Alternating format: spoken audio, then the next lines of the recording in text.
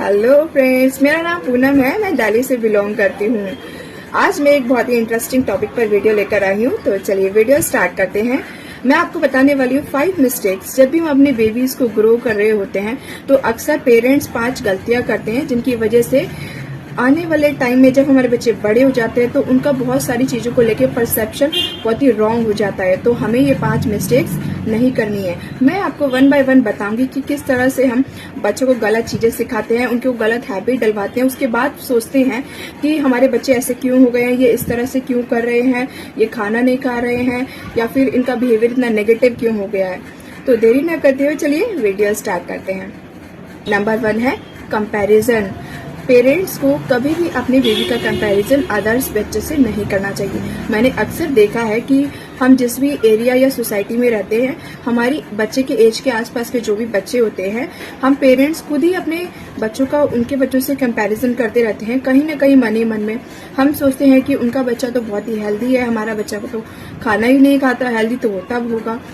उनका बच्चा बहुत ही एक्टिव है, बहुत ही खुश रहता है, हैप्पी रहता है, बहुत ही खेलता है, हमारा बच्चा चिड़चिड़ा है, रोता रहता है, हमें बहुत परेशान करता है। तो आपको कभी भी किसी भी तरह से अपने बच्चे का कंपैरिजन किसी अदर्स बेबी से नहीं करना है। नंबर 2 है, आपको अपने बच्चे को कभी भी नेगेटिव लाइंस या फिर फ्रेजेस नहीं बोलने चाहिए। जैसे बच्चे छोटे छोटे होते हैं, हम वो बहुत ही बदमाशी करते हैं, तुम शुरू से उनको बोलते हैं तुम तो बहुत जिद्दी हो गए हो, तुम बहुत बदमाश हो, कहना नहीं मानते हो, तुमसे ये काम होगा ही नहीं, तुम्हारे बस की बात नहीं है,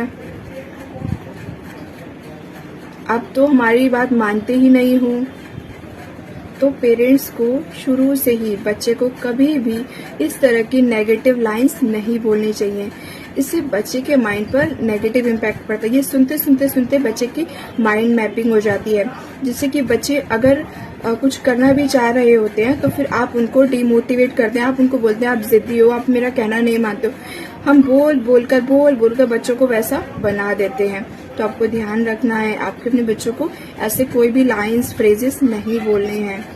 नंबर 3 है, जब भी आपके बच्चे छोटे से ही आपको अपनी खुद की हैबिट डेवलप करनी है। आपको अपने बच्चे के सामने लड़ाई झगड़ा, कोई भी अब्यूजिंग लैंग्वेज या फिर घर में इस टाइप का कभी भी एटमॉस्फेयर क्रिएट नहीं करना है। आपको ये लगता है कि हमारा बच्चा बहुत छोटा है, उसको क्या समझ आएगा, वो क्या समझेगा, गलत। ऐसा बिल्कुल नहीं है। बच्चे की कैचिंग पावर बहुत हाई होती है, बच्चे का ब्रेन डेवलप हो रहा होता है, वो आपकी सभी बातों से कुछ ना कुछ सीखता है, जिससे कि बच्चे की माइंड मैपिंग हो जाती है और वो समझता है। उसी तरह से धीरे धीरे करके आपको वो सारी चीजें सीख कर बताता है। फिर आप सोचते हैं कि हमारा बच्चा ये सारी चीजें कहाँ से सीख रहा है, वो सब कुछ घर से ही सीखता है। नंबर 3 है, जब भी आपके बच्चे छोटे से ही आपको अपनी खुद की हैबिट डेवलप करनी है। आपको अपने बच्चे के सामने लड़ाई झगड़ा, कोई भी अब्यूजिंग लैंग्वेज या फिर घर में इस टाइप का कभी भी एटमॉस्फेयर क्रिएट नहीं करना है। आपको ये लगता है कि हमारा बच्चा बहुत छोटा है, उसको क्या समझ आएगा, वो क्या समझेगा, गलत। ऐसा बिल्कुल नहीं है। बच्चे की कैचिंग पावर बहुत हाई होती है, बच्चे का ब्रेन डेवलप हो रहा होता है, वो आपकी सभी बातों से कुछ ना कुछ सीखता है, जिससे कि बच्चे की माइंड मैपिंग हो जाती है और वो समझता है। उसी तरह से धीरे धीरे करके आपको वो सारी चीजें सीख कर बताता है। फिर आप सोचते हैं कि हमारा बच्चा ये सारी चीजें कहाँ से सीख रहा है, वो सब कुछ घर से ही सीखता है। नंबर 4 है, अगर आपका बेबी किसी बात के लिए जिद कर रहा है तो ये आपको देखना है, if it is right for my child और नॉट। अगर नहीं लगता आपको ये राइट है तो आपको उनका माइंड डाइवर्ट करना है, उस चीज से हटाना है और किसी और चीज में एंगेज करना है। अगर आप बच्चे की हर जिद 1 बाय 1 पूरी करते जाएंगे तो उनकी माइंड मैपिंग हो जाती है। तो आगे से उनको आपसे कोई भी बात मनवानी है तो वो इसी तरह से रिएक्ट करेंगे। तो बी केयरफुल, आपको इन बातों का बहुत ही ध्यान रखना है। नंबर 5 है, आपको अपने बच्चे को किसी भी इररेलेवेंट और अनयूजफुल एक्टिविटी में एंगेज नहीं करना है।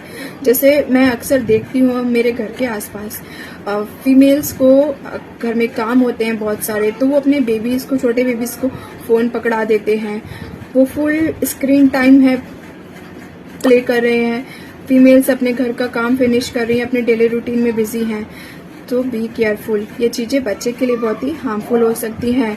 या फिर मैंने कभी कभी ऐसे नोट किया है कि आप कुछ भी काम कर रही हैं, फीमेल्स कहीं पर भी हैं, बच्चे बार बार आके आपको परेशान कर रहे हैं, तो आप बच्चों को कुछ भी उठाकर दे देते हैं उनको खेलने के लिए।